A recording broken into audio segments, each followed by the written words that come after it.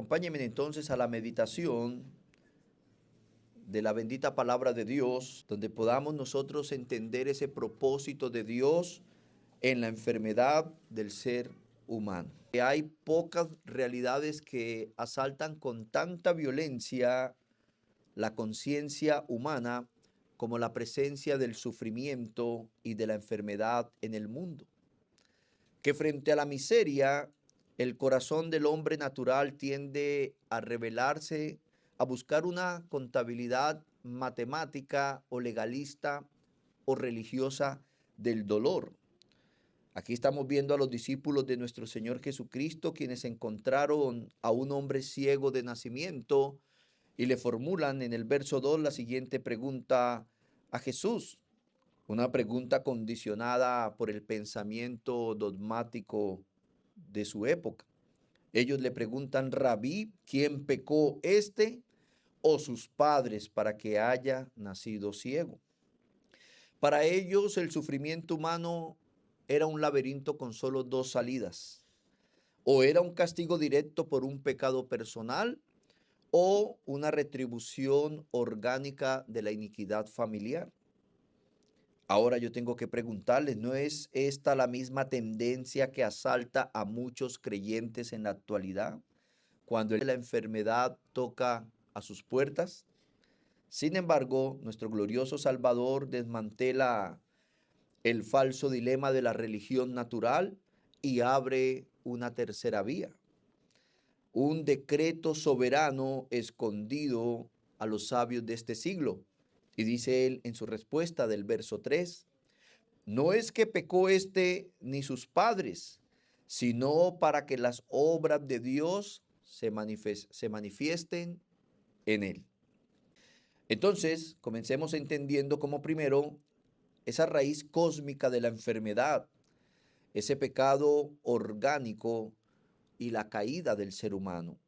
Comencemos entendiendo que la tradición teológica ortodoxa ha sostenido unanimidad el origen de toda enfermedad y corrupción de la naturaleza humana, que ésta se remonta a la caída de nuestra cabeza federal en el huerto del Edén, en Adán.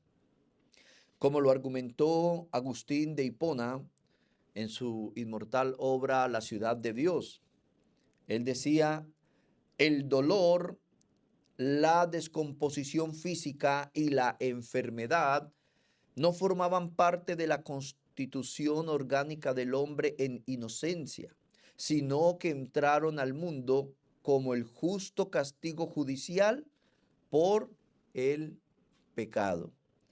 Mire ese panorama devastador que nos presenta Génesis capítulo 3, versos 16 al 19. Dice así: a la mujer dijo, multiplicaré en gran manera los dolores en tus preñeces, con dolor darás a luz los hijos, y tu deseo será para tu marido, y él se enseñoreará de ti. Al hombre dijo, por cuanto obedeciste a la voz de tu mujer y comiste del árbol del que te mandé diciendo, no comerás de él, maldita será la tierra por tu causa. Con dolor comerás de ella todos los días de tu vida. Espinos y cardos te producirá, y comerás plantas del campo. Con el sudor de tu rostro comerás el pan hasta que vuelvas a la tierra, porque de ella fuiste tomado, pues polvo eres y al polvo volverás. ¿Sí, hermanos? La enfermedad, la descomposición física, el dolor, el sufrimiento en la labranza, en el embarazo, no formaba parte de la constitución original del hombre en su inocencia, sino que a causa del pecado de desobediencia de Adán, entró al mundo este deterioro, esta situación de decadencia del ser humano, y en ella la enfermedad que tanto nos ha afectado en la vida. La maldición sobre la tierra no fue un accidente metafísico, sino un decreto de la justicia divina de Dios. La labranza y la procreación fue maldecida como nos recuerda Romanos capítulo 5, verso 12, dice, el primer pecado en el mundo fue la desobediencia de Adán. Así en castigo por el pecado apareció la muerte en el mundo y como todos hemos pecado, todos tenemos que morir. Y la semana pasada comprendíamos que el pecado es la peor de todas las enfermedades, es la peor de todas las epidemias, esa que eh, abraza al 100% de la humanidad y a todos ha condenado a morir, porque a causa de esa pequeña decisión que tomó Adán en el huerto de desobedecer a Dios y obedecer a la serpiente, comer del fruto prohibido, fue pecado, como veíamos la semana pasada, erró al blanco del mandamiento de Dios. Este pecado trajo consigo la muerte y esta muerte ha traído esa decadencia a nuestras vidas. La enfermedad, hermanos, es simplemente la antesala orgánica de la muerte en un diseño caído. El hombre creado para ser rey y mayordomo se convirtió por su rebelión en una criatura moribunda que lucha una batalla perdida en una tierra agonizante. Romano nos muestra esa profundidad de esta verdad federal, de esta representación en Adán, la decisión de Adán, su pecado y la consecuencia, cómo nos afectó a todos, no solo judicialmente, condenados como pecadores, sino que también trajo al mundo la decadencia, la muerte física y la enfermedad. La caída no afectó solamente a Adán, sino también a toda la creación que venía después de él e incluso la misma tierra. Dice así Romanos capítulo 8, verso 20. Contra su propia voluntad toda la creación quedó sujeta a la maldición de Dios, sin embargo, con gran esperanza. Me gusta como dice, por ejemplo, la versión Palabra de Dios para Todos, dice, no pudo alcanzar su propósito original. Es decir, Dios hizo la creación con un propósito original, pero a causa del pecado no pudo alcanzar su propósito original. Otra versión dice, porque la creación fue sujetada a vanidad. Y otra versión dice, perdió su verdadera finalidad.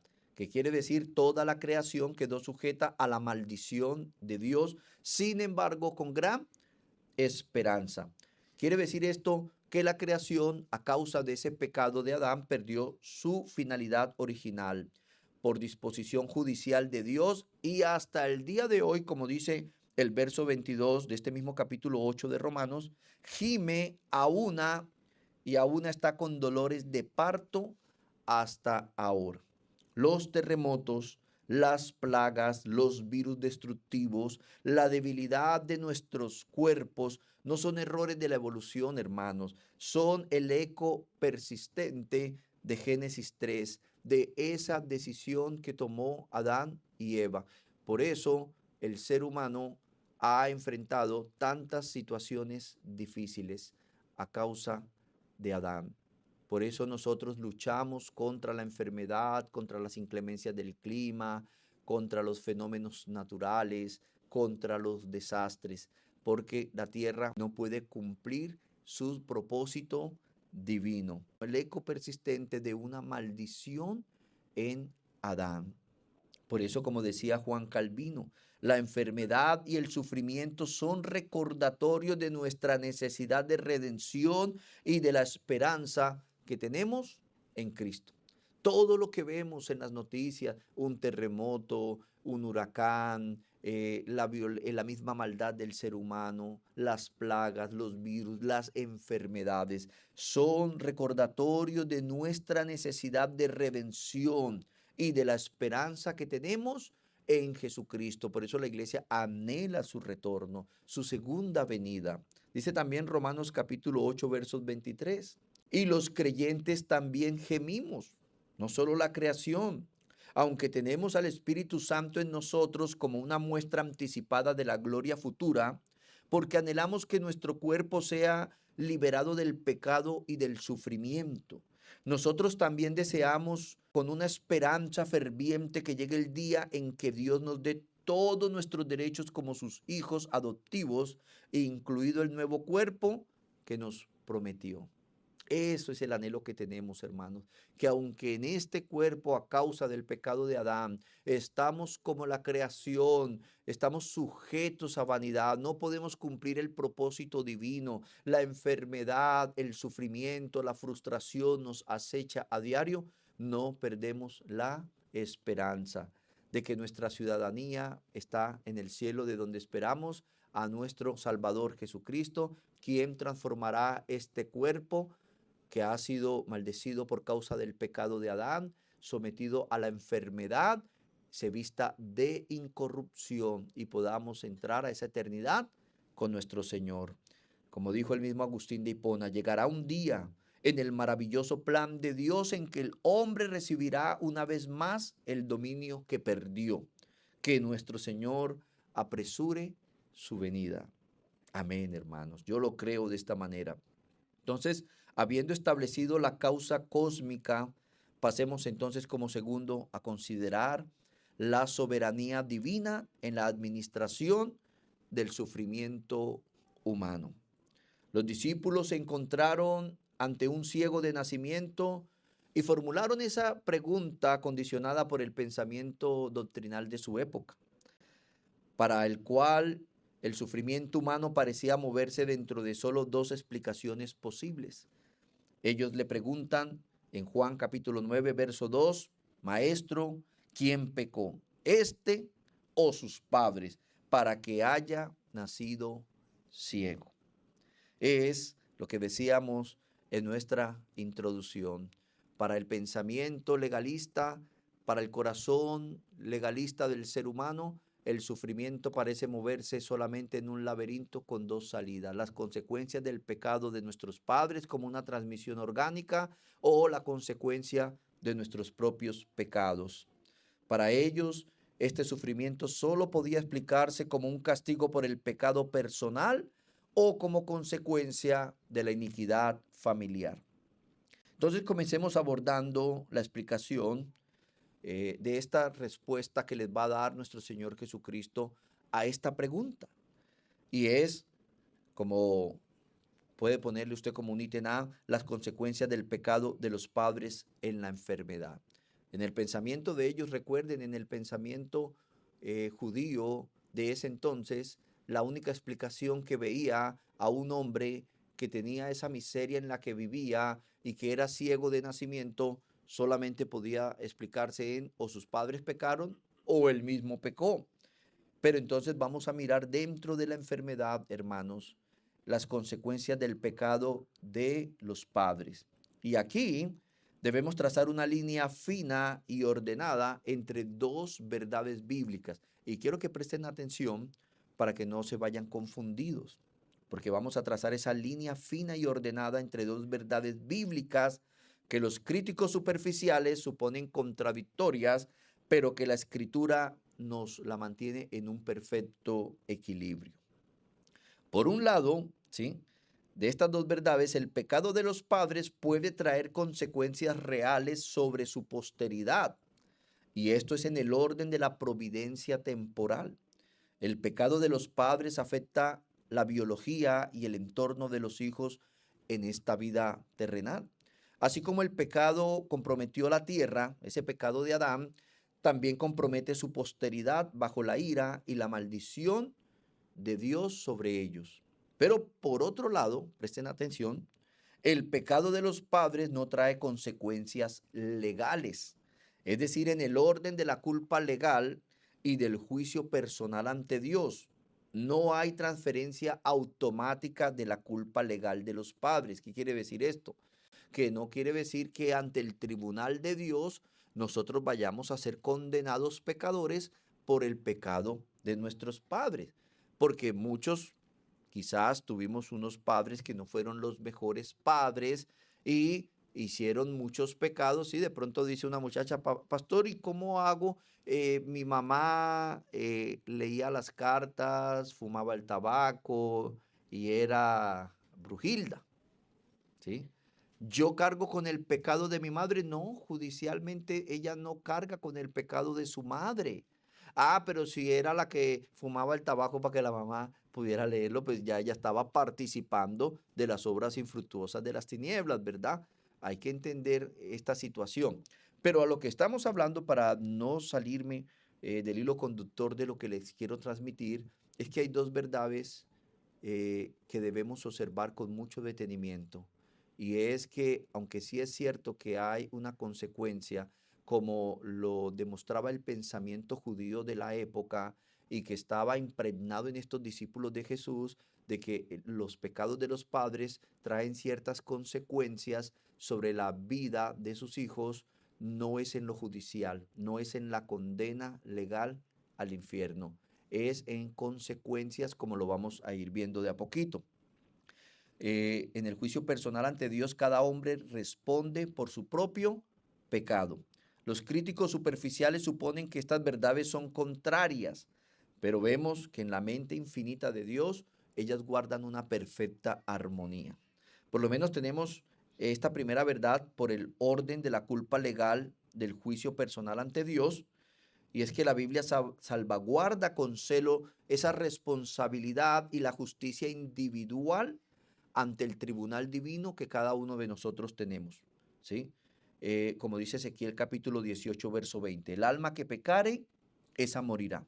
El hijo no llevará el pecado del padre, ni el padre llevará el pecado del hijo. La justicia del justo será sobre él, y la impiedad del impío será sobre él. Y nos da un caso también la misma escritura en Segunda de Crónicas, capítulo 25, en el verso 4. Dice, pero a sus hijos no les dio muerte, sino que hizo conforme a lo que está escrito en la ley en el libro de Moisés, tal como el Señor ordenó diciendo, no se dará muerte a los padres por los hijos, ni se dará muerte a los hijos por los padres, sino que a cada uno se le dará muerte por su propio pecado. Esto es esta verdad que está en la escritura en lo judicial. Estos versículos nos subrayan la idea de que la justicia individual y la responsabilidad personal ante Dios es de cada uno. Indica que cada persona es responsable de sus propios actos y que no se transferirá el pecado de un individuo a otro, ya sea del padre hacia los hijos o viceversa, de los hijos hacia los padres. Legalmente, en el tribunal final de Dios, nadie es condenado por los pecados de otra persona. Cada individuo responde personalmente por sus transgresiones. Y la otra verdad es por el otro lado, por el orden de la providencia temporal, que es el tema que estamos viendo hoy, de cómo Dios se manifiesta en medio de la enfermedad y del sufrimiento. Aunque es cierto que el hijo no será condenado legalmente, ¿sí?, por el pecado de su padre, sin embargo puede ser severamente afectado por el mismo de manera orgánica. Recuerden que nosotros que venimos de Adán hemos sido afectados, sí, por Adán en lo legal. Todos nacemos condenados al infierno en la representación federal de Adán a causa de su pecado, pero también se nos transmitió, ¿sí?, de manera orgánica la corrupción pecaminosa de Adán. Por eso todos somos corruptos ante Dios y todos estamos condenados al infierno. Aunque Cristo pagó por la condena, ya no estamos condenados, pero el cuerpo todavía tiene la corrupción de Adán. Y ahora que estamos en Cristo, Él nos ha dado su Espíritu Santo, que produce el fruto del Espíritu, que es contrario al fruto de esa corrupción en Adán. Por eso nosotros los cristianos debemos ser prudentes, porque aunque hemos dejado el mundo, amamos a Cristo, esa corrupción está ahí y por eso debemos nosotros, como enseñaba la semana pasada, huir de la tentación, huir del pecado, no ser imprudentes, mis queridos hermanos, porque recordemos que estamos en un cuerpo corrompido, un cuerpo vendido al pecado, que es traicionero. Y por eso conocemos personas que nunca pensaron que iban a adulterar su hogar y terminaron adulterando su hogar. ¿Por qué? Porque nunca entendieron que este cuerpo está vendido al pecado y debemos ser prudentes. Entonces, hermanos, entendamos que la Escritura nos revela esa realidad del que el pecado de los padres nos afecta orgánicamente a nuestra posteridad. No olvidemos que cuando Dios pronuncia la ley moral en Éxodo, se revela como un Dios celoso. Mire lo que dice Éxodo capítulo 20, verso 5. Soy Dios celoso que castigo la iniquidad de los padres sobre los hijos hasta la tercera y cuarta generación de los que me aborrecen. La pregunta crucial es, ¿se contradice entonces la escritura? No, recuerden que estábamos examinando estas dos verdades de manera muy detenida, que una hace referencia a la base legal y otra a la transmisión orgánica, a la decadencia, al sufrimiento. Entonces, ¿implica esto que Dios es injusto? No, que Dios diga, soy celoso, que castigo la iniquidad de los padres sobre los hijos hasta la tercera y cuarta generación de los que me aborrece. ¿Implica esto una injusticia divina, hermanos? De ninguna manera. Como señaló Thomas Watson en su tratado de teología, él dijo, las personas idólatras, transgresoras de la ley, son enemigas no solo de su propia alma, sino también de su posteridad, de sus hijos. Porque cuando nosotros, igual que Adán, frente a la tentación del pecado, que es errar en el blanco de los 10 mandamientos, ese desobedecer a Dios, cuando estamos frente a esa tentación, mis amados hermanos, debemos entender que la decisión que tomemos no solo nos va a afectar a nosotros. Judicialmente, sí. Orgánicamente, no. ¿Por qué? Porque nuestros hijos llevan las consecuencias. ¿En qué sentido de ejemplo rápido?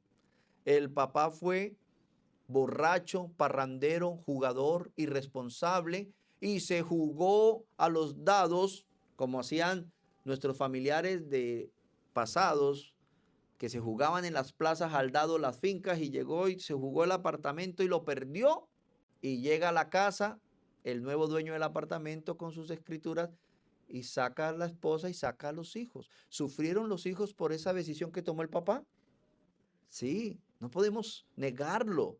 Fue afectado de manera orgánica por las decisiones pecaminosas de sus padres. Por eso nosotros debemos entender que debemos venir a Dios, debemos buscar la sabiduría divina, debemos pedirle a Dios que nos guarde de las malas decisiones como las de Adán. No miremos tanto de nosotros hacia adelante, sino también hacia atrás. Nuestros padres, nuestros abuelos, nuestros bisabuelos, nuestros tatarabuelos han venido tomando decisiones que han venido afectando su posteridad y hasta así llegar a Adán mismo. Así como en el plano de lo natural, hermanos, un hijo hereda una enfermedad genética, una adición o una afección congénita debido al libertinaje de los padres. De esa misma manera, el pecado compromete de forma orgánica y relacional a la posteridad bajo las consecuencias de la maldición desde Adán, ¿sí? Los niños, por ejemplo, que hoy nacen con sífilis congénita a causa de la lascivia de sus padres, son un ejemplo. Ellos testifican que el pecado de los progenitores altera severamente el entorno biológico y moral de sus descendientes. Basta con ir, hermanos, y mirar los hijos de los indigentes, cómo nacen los niños de los indigentes, con una serie de males congénitos. Algunos de ellos dicen que no viven muchos años. ¿Y todo por qué? Por un pecado. Lo que nos debe llevar a nosotros a pensar cada vez que estemos frente a la tentación, ¿qué deseo para mis hijos? ¿Qué deseo para mis nietos? ¿Qué es ese legado espiritual que yo estoy dejando? ¿Sigo siendo un canal de transmisión de la corrupción orgánica de Adán? ¿O gracias a que Cristo cambió mi base legal, soy un santo de Dios que ahora oro por mis hijos, por mis nietos, por mis familiares, rogando a Dios por sus vidas, por sus beneficios? ¿Es eso lo que soy? ¿O en qué me he convertido, hermanos? Porque recuerde que el pecado viene a destruirnos todo. Dice Job capítulo 21, versos 19 y 20. Dios guardará para los hijos de ellos su violencia, les dará su pago para que conozca, verán sus ojos su quebranto y beberán de la tierra, de la ira del Todopoderoso. ¿Está quedando claro, mis hermanos, o no está quedando claro? ¿Lo estamos pudiendo entender?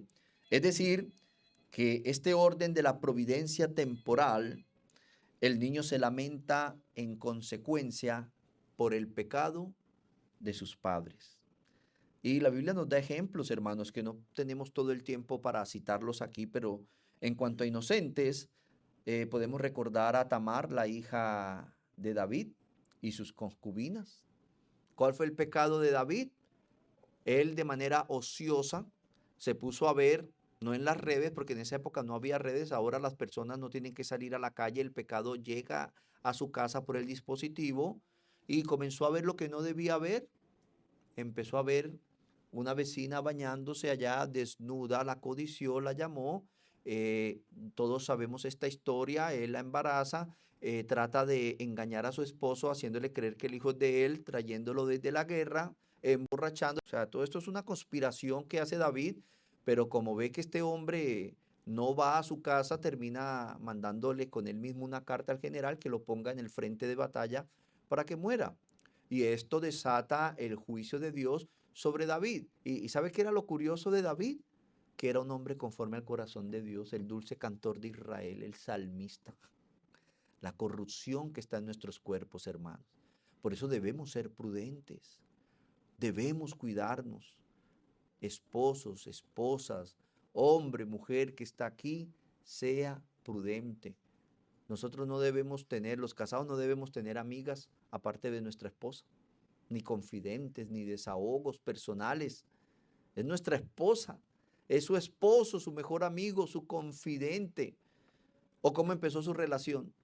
¿Cómo empezaba uno cuando enamoraba? Necesito una amiga. Ya no tiene pues la amiga. ¿Para qué necesita otra amiga?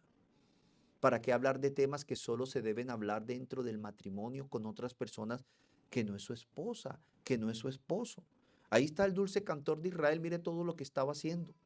Un hombre conforme al corazón de Dios, y no era mentira, porque entonces Dios miente, sino que es el corazón corrupto de David lo que lo llevó a hacer. Y vemos que el pecado trajo consecuencias. Recordemos a su hija Tamar.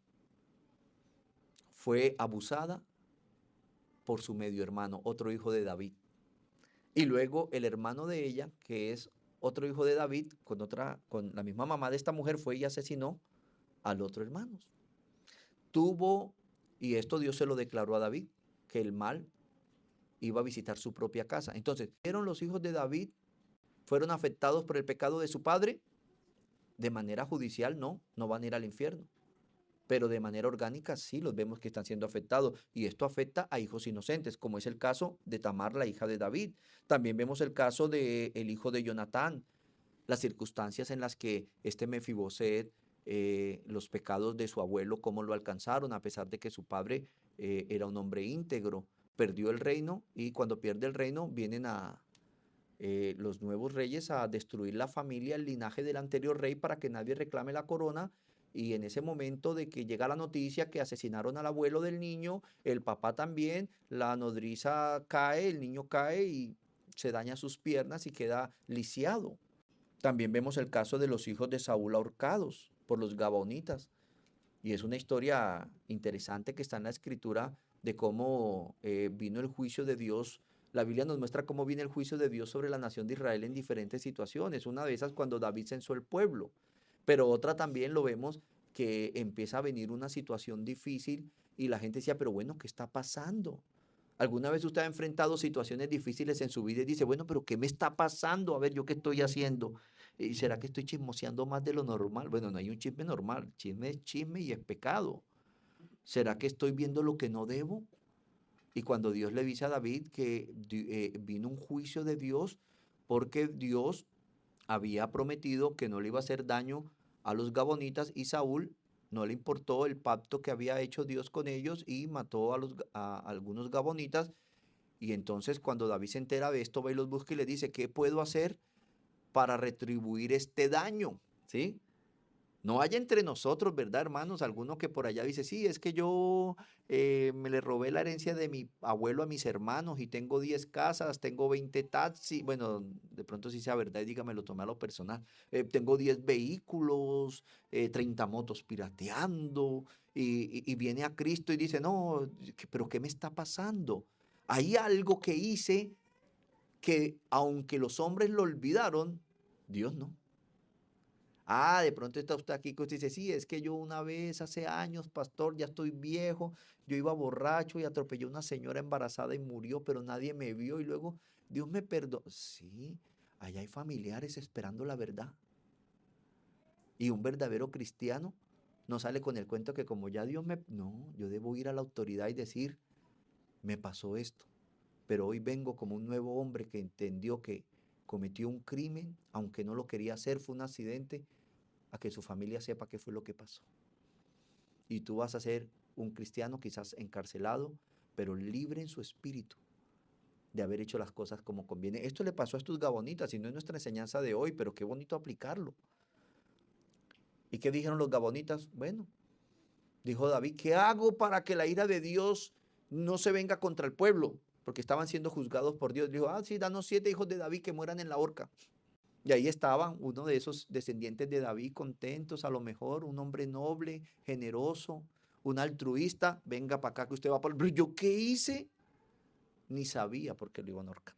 Vuelvo y pregunto, ¿es claro entonces que aunque el pecado de un padre no afecta judicialmente ante el tribunal divino, la sentencia de sus hijos y de sus nietos sí los afecta orgánicamente? ¿O no es claro? También vemos este ejemplo en el caso de los impíos, como Amón, el hermano Amón es el que abusó de Tamar. Y vemos cómo Absalón se levantó y lo asesinó por haber abusado de su hermana. Luego Absalón se levanta contra David y es asesinado por el general de David. Y esos son unos líos, hermanos. David es un ejemplo de un cristiano conforme al corazón de Dios. ¿Cuántos aquí estamos conforme al corazón de Dios? Y si ve lo que estamos nosotros expuestos a causa de la corrupción del cuerpo por el pecado de Adán, por eso debemos ser prudentes. Algún acto de bondad de tan solo montar esa jovencita en mi carro y acercarla a un lugar pueden hacer un adulterio. ¿Y sabe cuál es el problema? Que para el cuerpo corrupto el pecado es dulce en el paladar, pero luego amargo en el alma. Y vienen las consecuencias. Como dijo Thomas Watson, cuando pecamos no solo somos enemigos de nuestras propias almas, sino también de nuestra posteridad. Pero no solo lo miremos hacia adelante, como decía ahorita, hermanos, miremos también hacia atrás, que hoy sufrimos nosotros las consecuencias de las decisiones de nuestros antepasados y que esta verdad no se puede prestar para entonces nosotros acolitar el pecado en los hijos para que la posteridad de ellos también sea afectada. No, es que sí, yo dejo que mi niño de 13 años inclusive tiene novia y sí, entran a la habitación, se bañan juntos.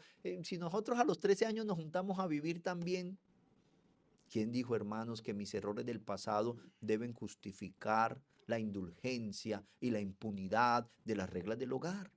No sería justo para nuestros hijos porque les estamos haciendo el mismo daño. Nosotros debemos, hermanos, cortar esa cadena de pecado. Y aunque sí es verdad, fuimos pecadores también, pero no podemos permitir entonces que mis hijos también sean pecadores, porque de eso no se trata. Ay, sí, es que usted también robaba cosas en el colegio. Deje que el niño traiga alguito, que sea vivo. No es que a él también le robaron un compás. Pues es que se trajo una calculadora, que vivo qué es. No, hermano, esa no es la vida cristiana. Hoy, hermanos, a pesar de no tener la culpa del pecado de Adán, tenemos su corrupción y la decadencia física. La mejor forma de entenderlo. Vamos a ir al infierno los verdaderos cristianos con un corazón conforme al de Dios. ¿Vamos a ir al infierno por el pecado de Adán? No, porque Cristo ya lo pagó en la cruz.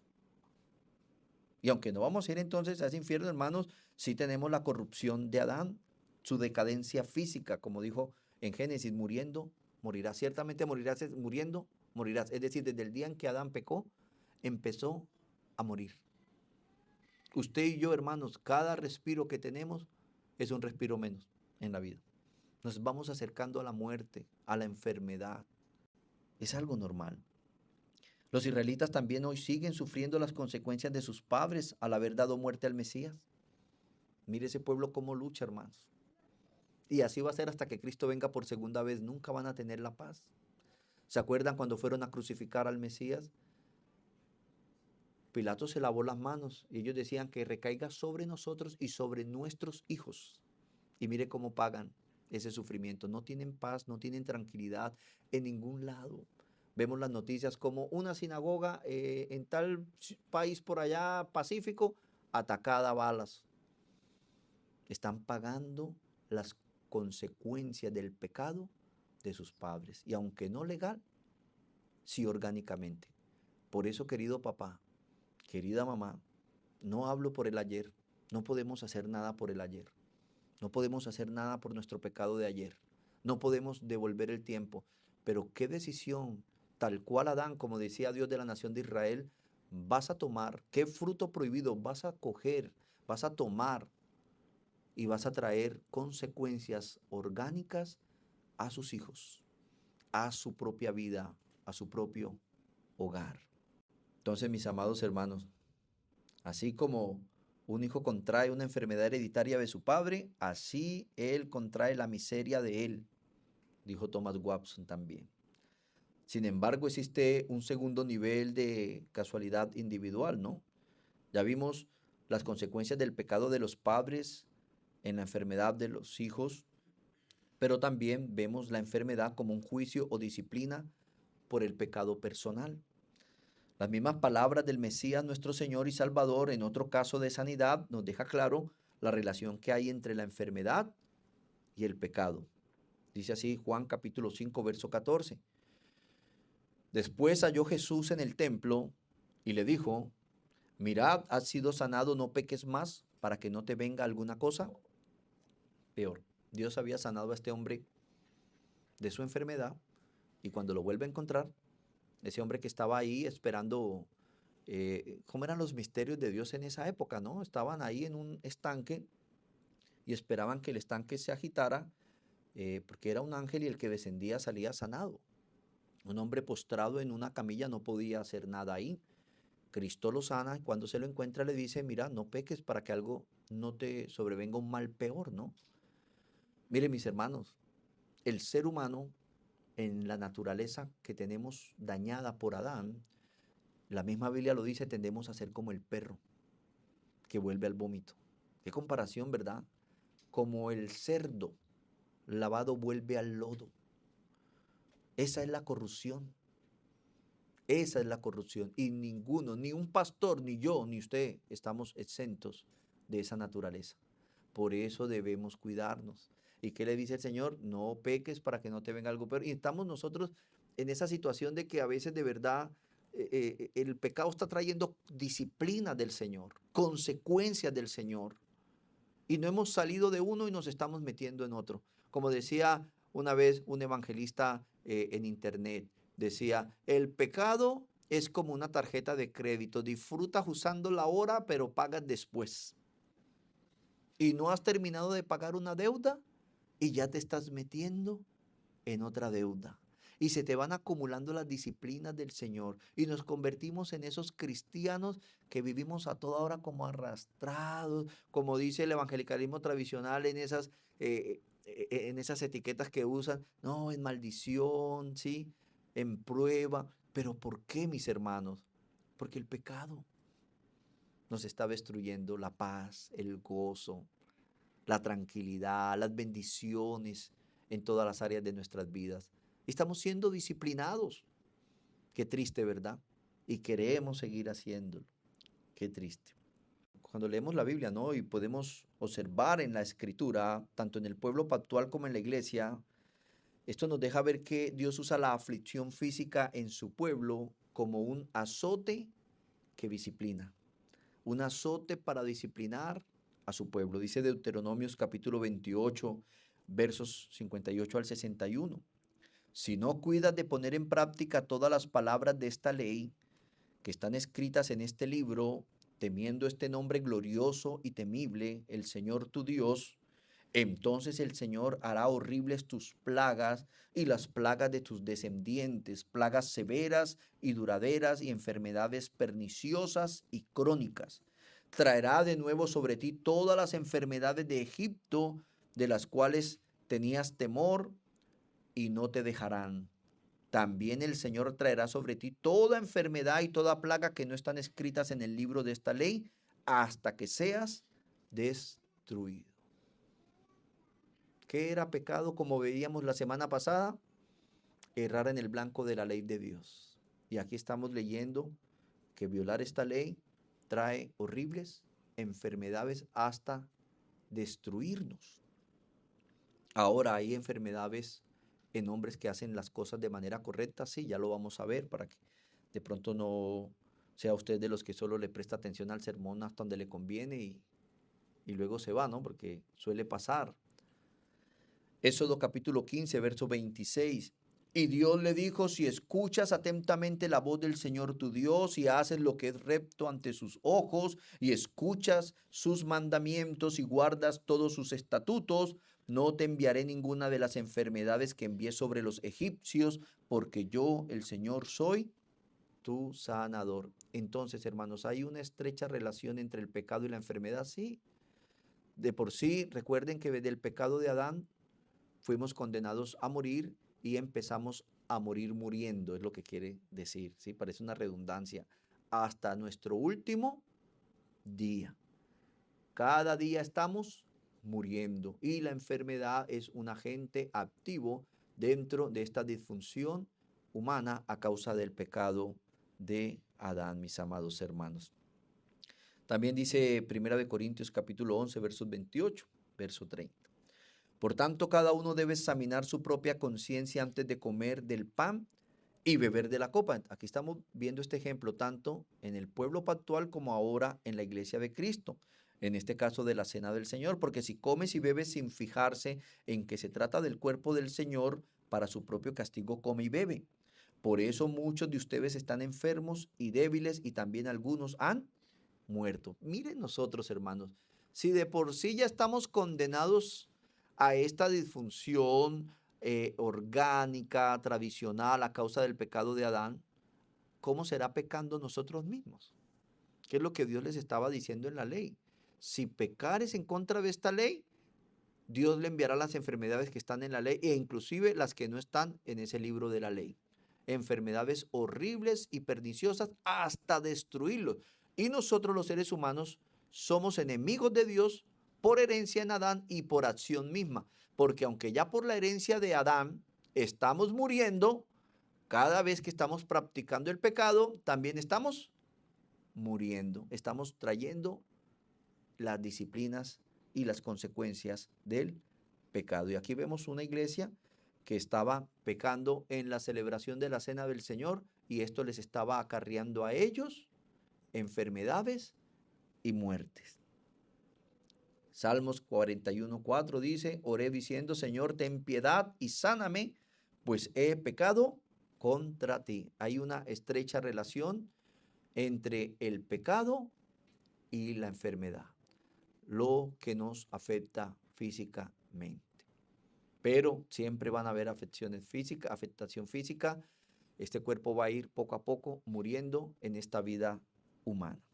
Entonces hemos entendido, mis amados hermanos, la raíz cósmica de la enfermedad, ese pecado orgánico y la caída, es la raíz cósmica de la enfermedad. Y también como segundo, la soberanía divina en la administración del sufrimiento humano. Y aunque en este último nos queda claro esta verdad bíblica indiscutible, hermanos, que algunas enfermedades proceden de pecados específicos, ya sean heredados orgánicamente por los antepasados o incurridos personalmente, no tenemos el derecho legal ni la capacidad exegética de aplicar esta regla de manera rígida a cada caso particular. Y esto nos transporta directamente a la respuesta de nuestro bendito Salvador, cuando dice ahí en Juan capítulo 9, vamos a leer nuevamente el verso 3, dice, del 3 al 5, dice, Respondiendo Jesús, cuando ellos le preguntan, recuerden la pregunta, maestro, ¿quién pecó? ¿Este o sus padres para que haya nacido así? Jesús les responde, no es que pecó este ni sus padres, sino para que las obras de Dios se manifiesten en él. Ahora no va a ir usted a toda hora, hermano, no fui a la iglesia porque me enfermé. ¿En qué estás pecando? No, hermano, porque ahora nos convertimos y nos vamos al extremo. No, mire lo que Jesús responde.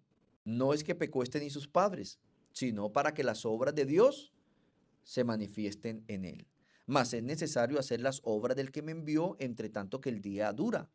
La noche viene cuando nadie puede trabajar. Entre tanto que estoy en el mundo, luz soy del mundo. Entonces vemos, hermanos, que aunque sí es cierto que algunas situaciones difíciles y adversas en la vida del ser humano vienen como producto de nuestro propio pecado o lamentablemente esas consecuencias orgánicas que nos dejaron nuestros antepasados, a veces Dios, bueno, a veces no, debemos entender el Dios soberano, quien ha decretado todas las cosas para manifestar su gloria. Y dentro de su decreto eterno estaba que en la vida de este hombre que iba a nacer ciego estaba la manifestación de la gloria de Dios. Y a veces Dios va a traer momentos difíciles a nuestras vidas, momentos que nunca hubiéramos querido pasar, que si nos hubieran preguntado diríamos, no, yo no me apunto a eso, pero es para que su gloria se manifieste en nuestras vidas.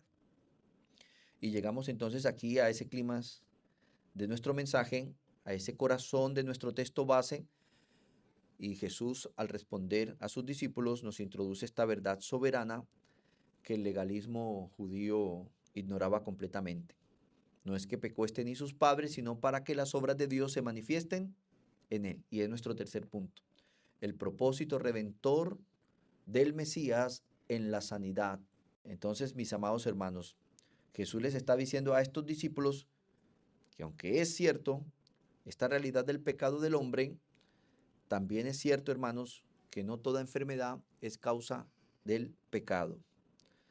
Y tampoco esta es la situación que afrontamos muchos cristianos hoy en día, ¿no?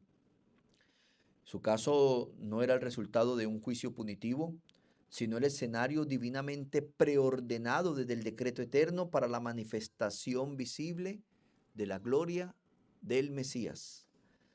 Y nosotros aquí, mis amados, debemos mirar y exaltar la soberanía de nuestro Dios, de que Él diseña el vientre de la aflicción, no para destruir, sino para dar a luz la admiración por su Hijo.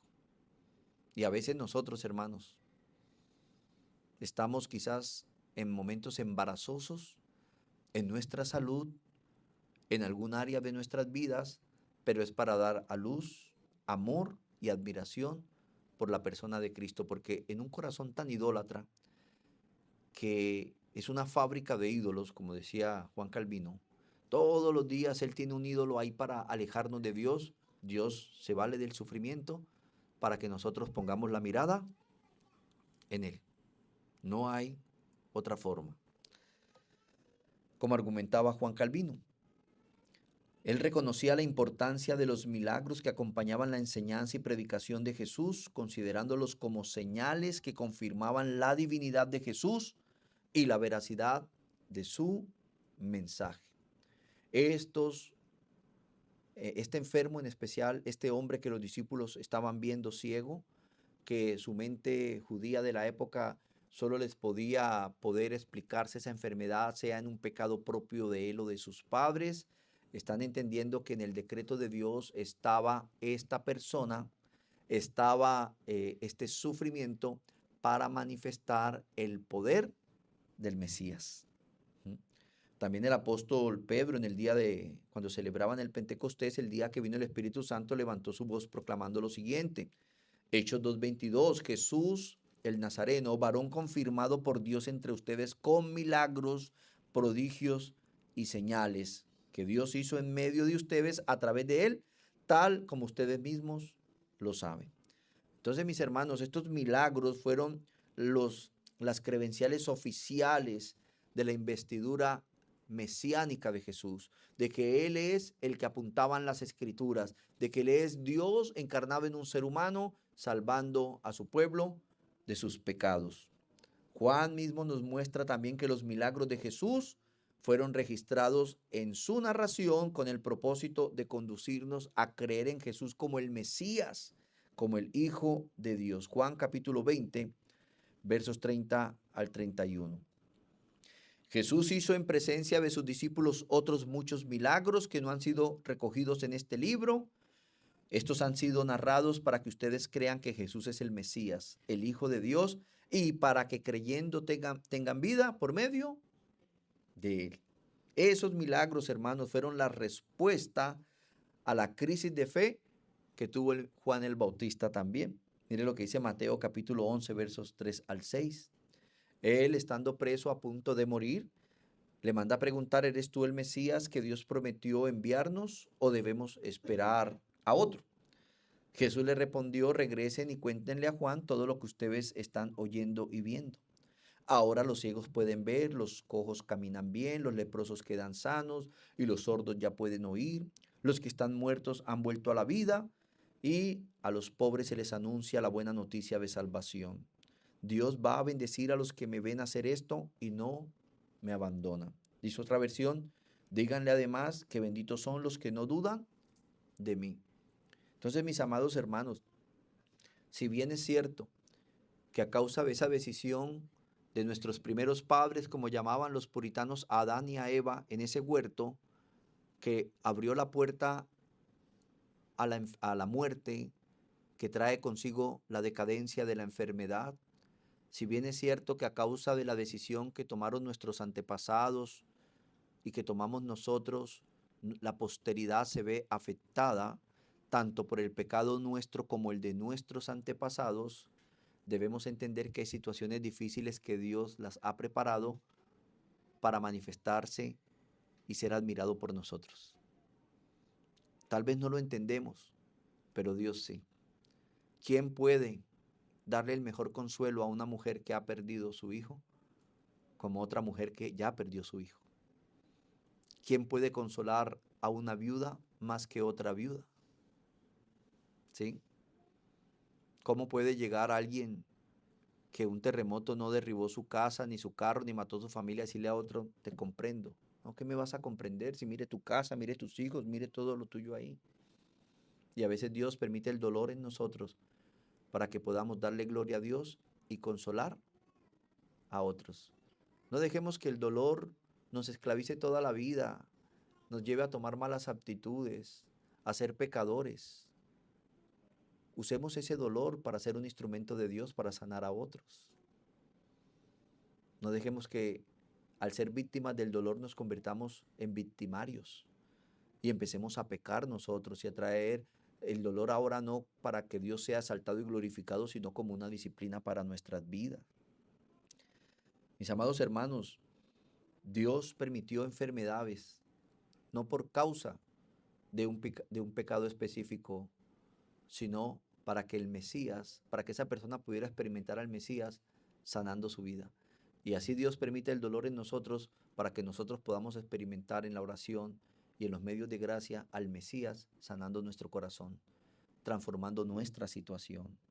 Cada sanidad en los evangelios funcionaba como una ventana que nos permite contemplar anticipadamente ese poder restaurador del reino de Dios y nos conduce a una fe salvadora en el unigénito del Padre, en Jesucristo. Y finalicemos con unas aplicaciones, mis queridos hermanos. Hemos llegado a este momento de examinar nuestras propias conciencias y de los usos prácticos de la doctrina para nuestra vida diaria. Si la enfermedad en nuestra vida, hermanos, no es un juicio punitivo por un pecado específico, ¿cómo debemos entonces responder ante ella en el día de la angustia? Consideremos en nuestro corazón estas aplicaciones espirituales directas. Primero, dejemos todo resentimiento y reconozcamos la soberanía absoluta de Dios sobre el dolor, ¿no? Es que es difícil ir a un paseo 3 familias y solo mi hijo murió ahogado. Es difícil. ¿Por qué el mío? ¿Por qué no el de ellos? Mire, se vende vicio. ¿Sí? Y empezamos nosotros a a resentirnos. Lo que usted debe saber es que Dios decretó todo desde antes de la fundación del mundo, si usted lee la Biblia. A los que antes conoció los predestinó. Y antes de que alguien naciera o vendiera vicio o fuera ladrón, Dios determinó lo que nos va a acontecer a cada uno de nosotros. Y Él nos determinó para ese momento, para una pérdida. Porque otros tuvieron papá y yo no. Pero Dios es soberano, hermanos. Dejemos todo resentimiento y reconozcamos la soberanía absoluta de Dios sobre el dolor. Cuando Moisés se excusó delante de Dios por sus limitaciones físicas, ¿se acuerdan? El que dijo, soy tardo en el habla y torpe de lengua. Fue el mismo Señor quien le respondió con estas palabras. Éxodo 4:11. ¿Quién ha hecho la boca del hombre?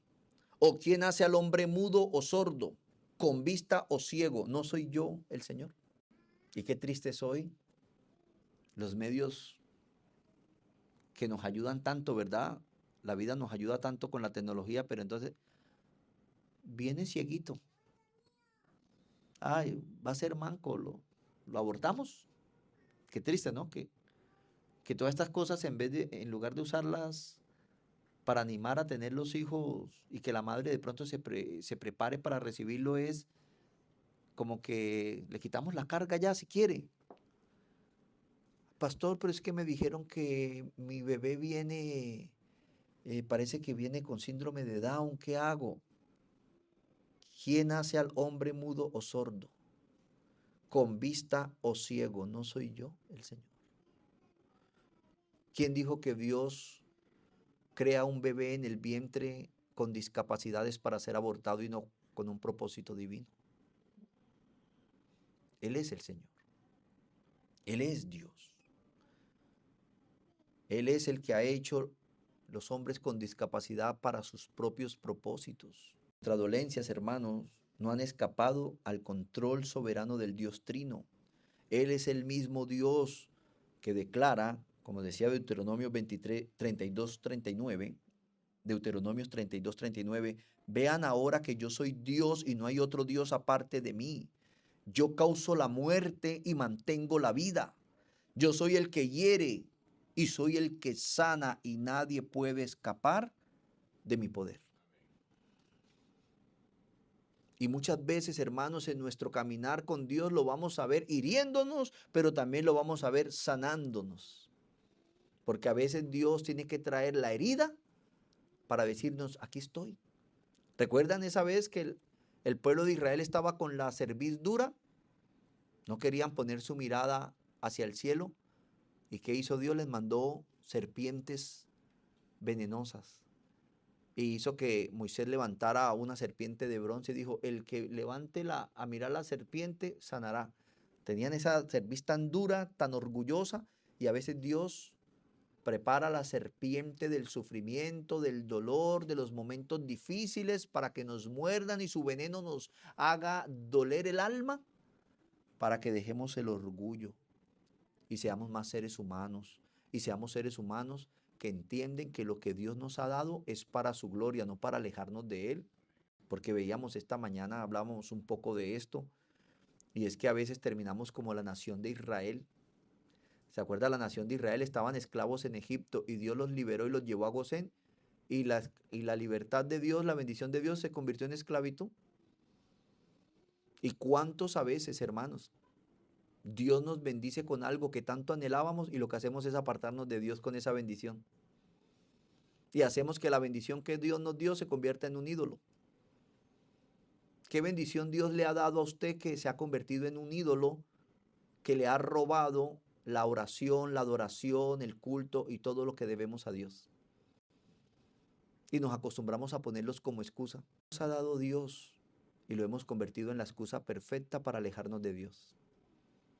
A Dios no lo podemos engañar. Pero hermanos, recapaciten. No se alejen de la palabra de Dios.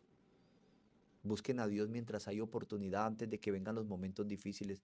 Porque en nuestra vida, tanto yo como pastor y usted como oveja, vamos a encontrar a Dios hiriéndonos, pero también lo vamos a encontrar sanándonos. Dios no permite, hermanos, la aflicción sin un propósito.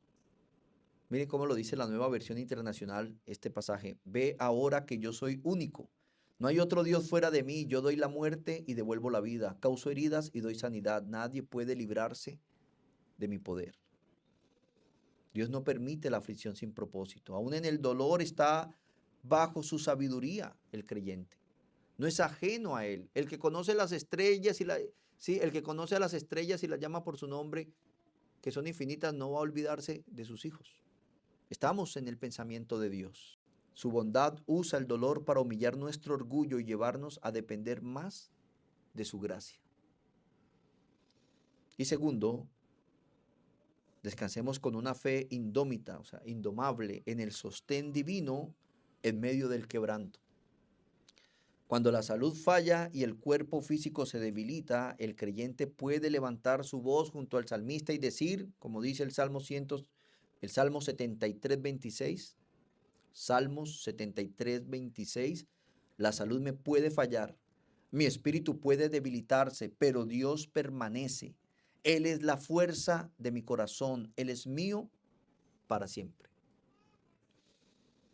Dios, hermano, Dios no nos promete la ausencia de tormentos biológicos. En este tabernáculo terrenal, Él no nos promete la ausencia del dolor, pero sí nos garantiza su presencia sustentadora en medio de la aflicción. Y finalmente recordemos, hermanos, que nuestra aflicción presente tiene como límite definitivo la manifestación de su poder y de su gloria, como este ciego que estaban pensando que era que estaba pecando o que sus padres habían pecado. Nuestro dolor, por muy fuerte que sea, tiene un límite, la manifestación de la gloria de Dios. Y así como la enfermedad de Lázaro, esta enfermedad muchas veces no es para muerte. A veces podemos estar pasando una enfermedad y debemos entender que no toda enfermedad es para la muerte, sino para la gloria de Dios, para que el Hijo de Dios sea glorificado en medio de la enfermedad. Preparémonos entonces, amados hermanos, porque en esta vida humana, a causa del pecado de Adán y de Eva, no nos esperan cosas buenas, pero tengamos fe. Y no caigamos en el error de pensar de que porque somos hijos de Dios estamos exentos de la calamidad, no. Cuando vino la pandemia del COVID-19 murieron muchos cristianos. En el terremoto en Venezuela habían cristianos. Los profetas de Dios sufrieron las consecuencias de las invasiones a Jerusalén, porque no estamos exentos, hermanos, pero estemos preparados, porque el límite de todo dolor es la manifestación de la gloria de Dios. Y el día que usted y yo cerremos los ojos a este mundo humano, los abriremos a un mundo espiritual. Y que como predicamos el domingo antepasado, lamentablemente no vaya a ser en el infierno.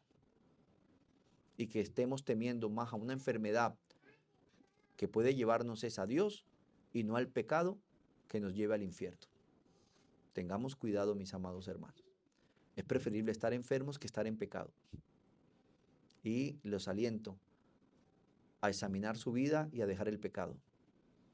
Podemos engañar al pastor, a los hermanos de la iglesia, al cónyuge, ese esposo, esa esposa, vivir en pecado, pero tarde que temprano no se ha descubierto, no porque Dios le place y te está haciendo el cuarto, no. No confundamos su paciencia y longanimidad como beneplácito. Está dándonos oportunidad de que nos arrepintamos y vengamos a Él. Y que no tengan que el día de mañana sacar a alguno por allá de un motel, de una casa ajena, porque vino el juicio de Dios y destruyó su vida. Amén. Oremos.